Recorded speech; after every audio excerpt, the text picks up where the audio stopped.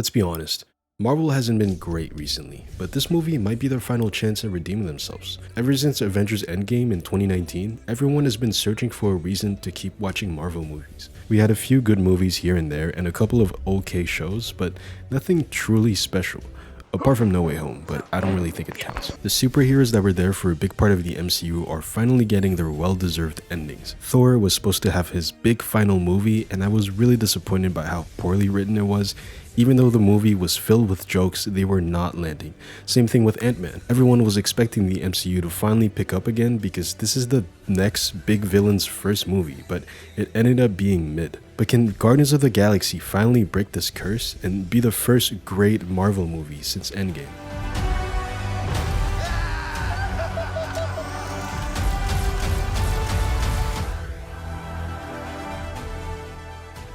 This entire video doesn't have any spoilers. Now onto the review. Guardians of the Galaxy Volume 3 is the end of one of the most beloved series in the MCU.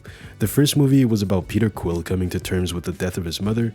The second movie was about coming to terms with the fact that Star-Lord's dad wasn't who he thought he was, and that the dad he always wanted was already with him all along.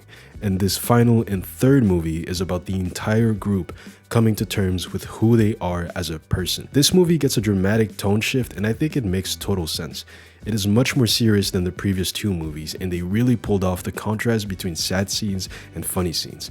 The story itself is really solid, and when it feels like everything is done and set in stone, each of their past catches up to them and they have this final push before their big send-off. I was a bit lost when the movie started because I kind of forgot where we left off, and I didn't watch the Christmas special because I had no clue it was important. There's a specific plot point that I won't talk about here because of spoilers, but they barely acknowledge it, and in the movie it's pretty alienating when everyone knows about it except you. There were a lot of characters, and I mean a lot, but the movie manages to really give everyone their time to shine. We get to finally see Adam Warlock after literally years of watching him grow in that birth pod. He is really fun to watch. I think they did a great job with the casting. Since he's still a child because he just got out of his birth pod, it gives him this funny dynamic of him being a fully grown man but learning about the most basic things and learning how the world works. The villain was also great. Every time he was on screen, he stole the entire scene. There's this scene where he's screaming at Rocket and he really uses his whole body to show how frustrated he is. He really has this menacing but genuine presence on screen. Although I wish we would have learned more about him, we only see him through the perspective of other people because this is very much Rocket's story and the Guardian's story. The movie is already relatively long, being at about 2 hours and 30 minutes, but really I don't think this movie needed to be any longer. The 3-hour-long runtime really wouldn't have worked here. The dynamic between this alternate version of Gamora and Peter is really entertaining. The movie really gives them the time necessary for Peter to process the fact that the Gamora that he knew truly is gone.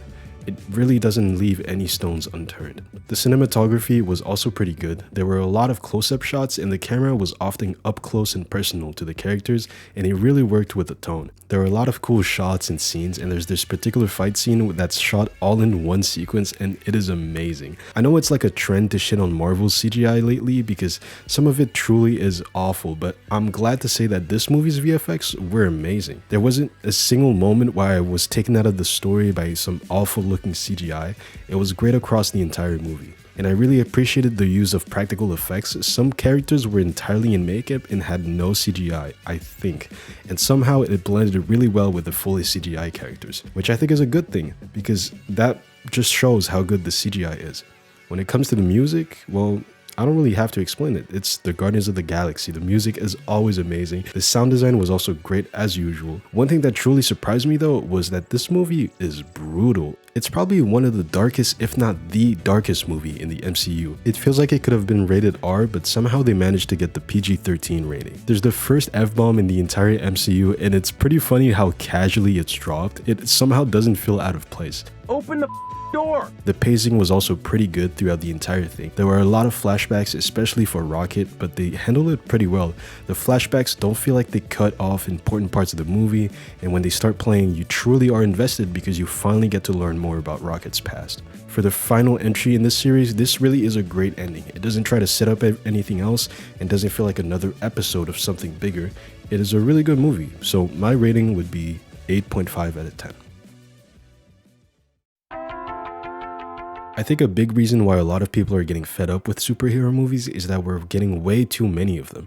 It feels like every 2 months, Marvel releases a new movie or series and it's getting really overwhelming. Especially now that they're trying to broaden their audience, it gets harder by the project to be caught up with everything. For example, Miss Marvel is clearly made for teenage girls and Moon Knight is clearly made for young adult men. So if you're a teenage girl, it's kind of hard to enjoy both because you're not necessarily the target audience for every show and movie. Another reason why I think Marvel has been declining in quality recently is because we are in this weird transition state between sagas. We spent the last dozens of years on the Infinity Saga, where every movie was all working towards a clear goal, but we don't have that anymore. Marvel Studios has been trying to get the rights for the X-Men for years and fighting with Sony for Spider-Man's rights. So until they are sure that they can form a concrete plan with some big superheroes, it feels like we're getting filler content. If you're a Marvel fan, there is still hope, because Marvel is looking like they're taking the casting for the X-Men and Fantastic Four very seriously, and they will be an integral part of Marvel for the next 10 years. We at least have the date for the upcoming Avengers movies, and there are plenty of unannounced projects until then. Personally, I'm really hyped for Deadpool 3. It will be the first R-rated movie in the MCU, and there are also rumors of the Blade reboot getting an R rating too. I'm really curious about what that kind of change will do to Marvel as a whole, but in the meantime, I think we just have to be patient. If you're into more adult movies, you should watch my review on Beau is Afraid. It is a mix of a bunch of different genres, and I think it could be one of the most important and influential movies in cinema right now. Anyway, see you.